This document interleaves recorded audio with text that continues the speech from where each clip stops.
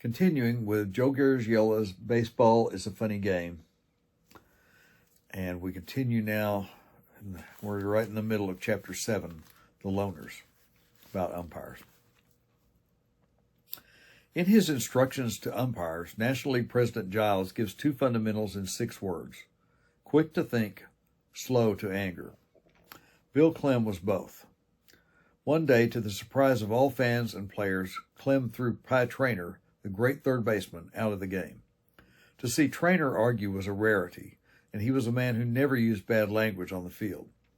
To believe that he had said something to cause an ejection was almost impossible. After the game, the newspapermen had to get the answer. "What did he say?" a reporter asked Clem. And I'll interject here that that's odd, because these days umpires aren't interviewed after the game. Umpires aren't quoted. They try to steer clear of anything that of speaking out. They try to stay anonymous as much as possible. So anyway, after the game, the newspapermen had to get the answer. "What did he say?" a reporter asked Clem. "He wasn't feeling well," Clem said calmly. "He looked okay before the game," a reporter countered. "Well," Bill shrugged, "that's what he told me. He said he was sick of my stupid decisions." Bobby Thompson, the miracle homer man, and what he's referring to here is in 1951, Bobby Thompson of the New York Giants hit the home run that's now known as the Little Miracle of Coogan's Bluff, also as the shot heard around the world that won a playoff, National League pennant playoff with the Dodgers. So Bobby Thompson, the miracle homer man, once mentioned to Augie Donatelli that he was the only umpire that had ever thrown him out of a game. "My honor was at stake," Augie said. "Your honor? I'll bet you don't even remember what happened." "Yes, I do. I called a strike on you, and you called me a blankety blank blank." "That's right," said Bobby, "but why did you kick me out for that? Nobody heard it but you and me and that catcher, and the catcher." "I know, Bobby," Augie said, "but I didn't want that catcher going through life thinking that I was a blankety blankety blank blank." Never show an umpire up is one of the first instructions given to the young ball player, especially a catcher. This means never turn around and jaw with the umpire. If, as a catcher, you think a call is a strike, make your beef, but keep looking out towards the outfield. In this way, the fans don't know what's going on and won't be riled up against the umpire. When you're hitting, never indicate to the umpire and the fans where you thought the ball was and why it should have been called a ball.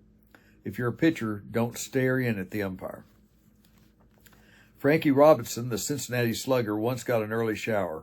Larry Getz was behind the plate and had called a strike on Robinson, who turned and stared at Getz.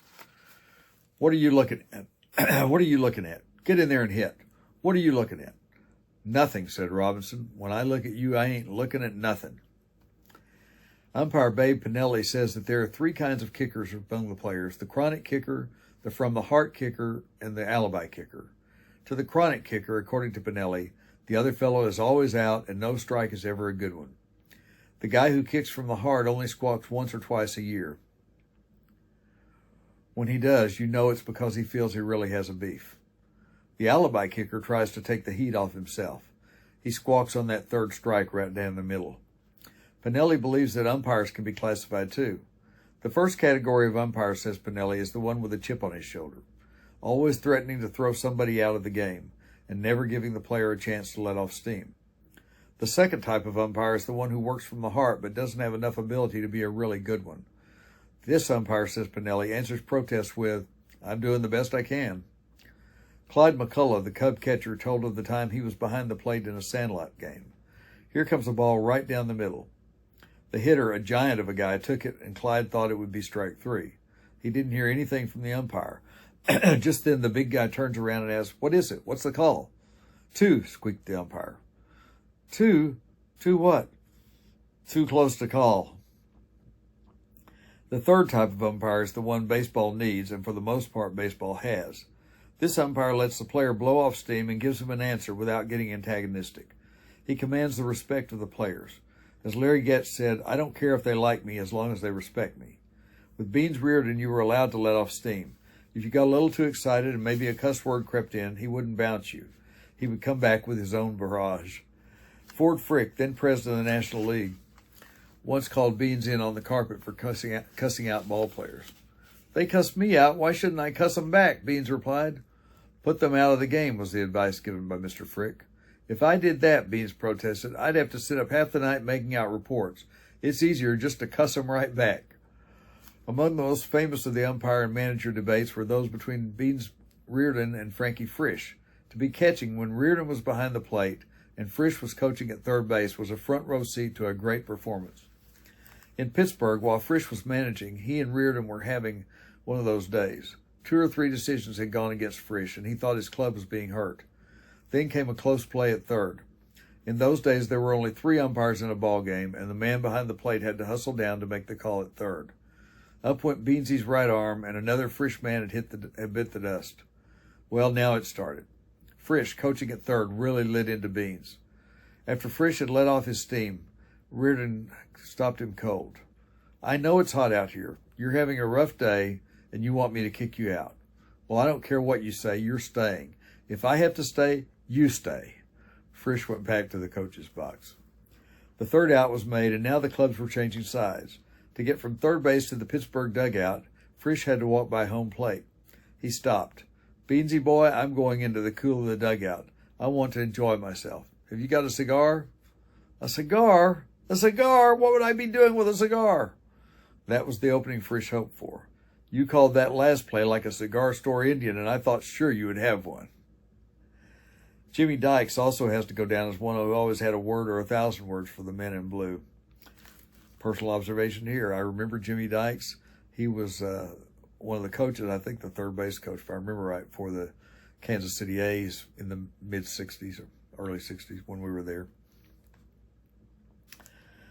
Jimmy Dykes also has to go down as one who always had a word or 1,000 words for the men in blue. In a game against the Cardinals, Jimmy was coaching third for Cincinnati and was acting manager since Bertie Tebbetts had already been excused by the umpires. A rhubarb came up, and Jimmy was right in the middle of it. With 3 umpires gathered around him, Dykes stated his case in vain. As he started back to the dugout, he spotted the 4th and senior member of the umpiring crew, Jocko Conlon, and appealed to him. Jimmy answered Jocko, I don't even know what this is all about. Join those 3 over there. They don't know what it's all about either. Exit Jimmy Dykes. It isn't the name calling or the shouting contest that make the sharpest points on the field. It's often the soft squelch heard by only a few. George Strickland took a pitch low. At least he thought it was low. But then he heard, strike 2. He stepped out of the batter's box and started for the dugout. Hey, where are you going? It's only strike 2, said the umpire. I know, said Strickland. I brought the wrong club, and I'm going back to get a wedge. Ken Burkhart got his baptism early in his big league umpiring career from catcher Ed Bailey of the Cincinnati Reds. After hearing Ken call the first pitch of ball, Bailey philosophized, well, you won't have that perfect night tonight. Dusty Bogus always had his Texas wit to top a situation. Clyde McCullough, Cub catcher, was the hitter. Strike 3, Dusty proclaimed. You missed it, said Mac quietly, walking away. That was a ball. You know, Mac, for 20 years as a player, I thought that was a ball too, but it's a strike, so I went to umpiring. John Fitzpatrick, coached with the Milwaukee Braves under Fred Haney, tells about an umpire that left him speechless. He was in the Dodger organization, managing Newport News in the Piedmont League. The opposing pitcher, according to Fitz, had balked. Fitz tried to convince the ump to call it. It isn't a balk, the umpire told him. Well, pleaded Fitz, that move is at least half a balk.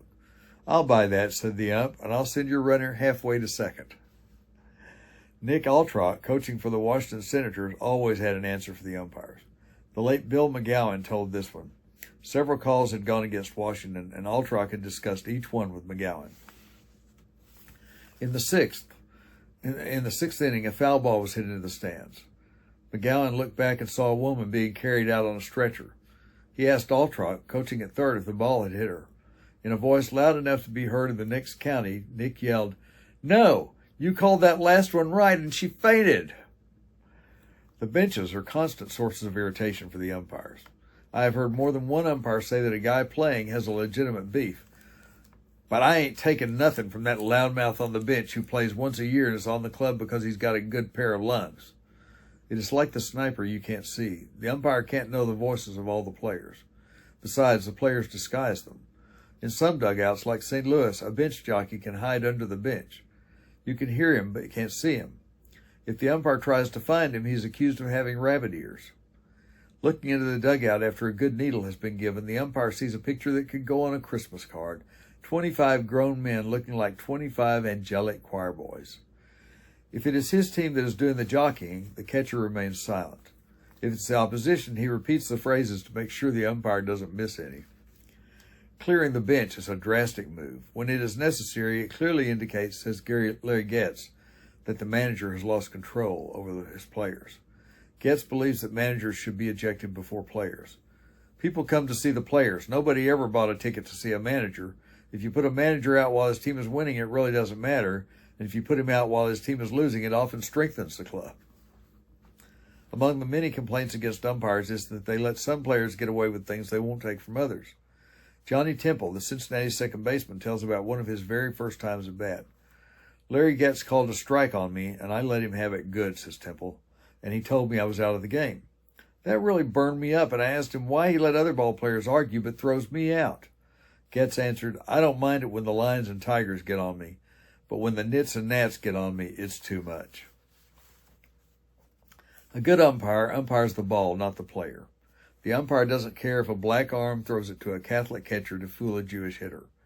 The strike zone, quote, is that zone over home plate which is between the batter's armpits and the top of his knees when he assumes his natural stance, end quote.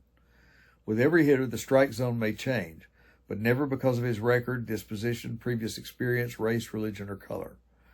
Quick to think, slow to anger. The mechanics of umpiring can be learned and is the easy part of the job.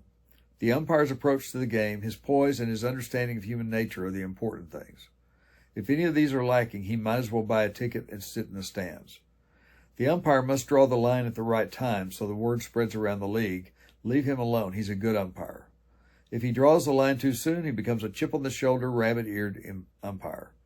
If he draws it too late, he is known as a guy you can push around. It's a tough climb for the young umpire in the big leagues, a day-by-day, decision-by-decision climb, judged by all the players and the grapevine. The big league umpire reputation is made in about 3 years. All the plays are covered by then, and the umpire's reaction is well tested. The umpire can gain the respect of the minor league player in a year, but the major leaguer waits. The major leaguer weighs and waits, for he must help the umpire draw his line. President Giles of the National League believes that 5 years umpiring experience in the minor leagues is needed to season a major league umpire. In that time, every play in the book should have happened and every situation possible have been covered. Baseball Register also shows that most major league umpires were professional players, at least in the minor leagues. Almost every umpire will come up with the same answer when you ask, what makes a guy want to become an umpire? They will tell you they love baseball and want to stay in it. The former major leaguer, the minor leaguer who never had that cup of coffee in the major leagues, and the fellow who didn't have the ability to play but wanted to cross those white lines, they're the ones who take the blue suit and a lonely life of abuse. The pay is pretty good. The rookie umpire gets $7,000 his first year. Remember, this is 1960. $7,000 his first year, about $2,500 a year on the expense account, and at least $50,000 worth of advice. The National League allows the umpire $20 a day expenses, out of which come his hotel, food, and incidentals. The salary goes up to $16,000 and in some cases higher. The umpires have their own pension fund. However, it's not all gravy. He buys 4 uniforms, 2 for behind the plate and 2 for on the bases, at between $75 and $100 each. They last about 3 years. The lightweight uniforms are furnished by the league. Other equipment expenses runs like this. Mask, $11. Shin guards, $10. 4 caps at $3.50 each, $14. 6 black ties at $3.50 each, $14. 6 to 8 white shirts at $3.50 each, $28. Shoes behind the plate, $22 to $27 a pair. Shoes on the bases, $18 to $25 a pair. Socks, $2 a pair, $24 buy them by the dozen. 4 suits long underwear, $3.50 each, $14. Ball and strike indicator, $1. Chest protector, $27. Whisk broom, $1.25. So it costs you $500 or so before you walk on the field. One of the big items of expense for the umpires is the baggage tips. When a cab load of umpires pulls up, the bellboys get busy somewhere else. Each umpire has at least 2 bags, one with his umpiring gear in it, the other with his street clothes. Almost for survival, the umpire becomes a good tipper. It comes to about $7 per city twice a week, or $14 a week in tips. My former roommate with the Cardinals, Ken Burkhart, turned to umpiring. As a pitcher, he had limited ability, but unlimited determination. I was released by Oakland to the Pacific Coast League and took a job in a tool and die factory for $2 an hour, Berkey told me. Good pay, but I wasn't happy. I wanted to get back into baseball. I wrote George Barr, former National League umpire in charge of umpire recruitment, for his honest opinion as to whether I was too old to make it back to the big leagues as an umpire. I was 35 years old then. Berkey started in the minor leagues, and from 1952 to 1957, every play in the book must have happened, as he saw baseball all over again through the eyes of an umpire. One night he came out of the Class D Sanford, Florida park and found sand in the crankcase of his car, and he knows what it's like to be escorted from the park under police protection. But he made it back to the major leagues because that's where he wants to be. At the Polo Grounds, one of the first places he visited upon his return to this country, General MacArthur stated, "It is wonderful to be here, to be able to hear the baseball against the bat, ball against glove, the call of the vendor, and be able to boo the umpire." For many years, Dolly Stark was a top umpire in the National League. His reason for retiring was this: "I'm sick of being in a public profession in which the greatest compliment I can receive is the silence of the crowd," he said. An umpire can work a perfect game, call every play right, and get by without one beef, and not one fan can tell you his name 10 minutes after the game. Or an umpire can work a perfect game and be in a rhubarb, even though it be an unjust squawk, and everybody in the park will know his name. That's the way Dolly Stark felt, and he quit. Van Johnson, the pioneer American League president, had this definition of an umpire. A good umpire is the umpire you don't even notice. He's there all afternoon, but when the game is over, you don't remember his name. The umpire is a loner. It has to be that way. And I think there, when he's talking about, whether you remember the umpire's name or not, I think of one umpire whose name I'll never forget, Don Dinkinger. And to Cardinals fans in the 1980s, he's a villain. To Royals fans in the 1980s, which I was, he's a hero. He made a call in the 6th game of the World Series when the Cardinals were on the verge of wrapping it up in 6 games, 4-2. He made a call at first base that kept the Royals alive in the 9th inning. The Royals went on to win the game, and then they won Game 7 to win the World Series. And whether that call was right or wrong, I don't know. I haven't gone back and looked at it. But didn't have replay back then. Good old days when humans made the decisions without technology. I like it that way because it made for better arguments. Anyway, Royals had their first World Series championship there, and Don Dinkinger may or may not have played a part. Maybe it was a bad call, maybe it was a good one. I don't know. But anyway, Don Dinkinger's name is etched forever in history. Cardinals fans will never forget him. Neither will Royals fans. As Ron Washington, the old Rangers manager who took them to their first 2 World Series in 2010 and 2011, said, "That's the way baseball go." And with that, we have finished Chapter 7, The Loners. And in our next session, we will move on into Chapter 8, The Heartline. Thanks for watching.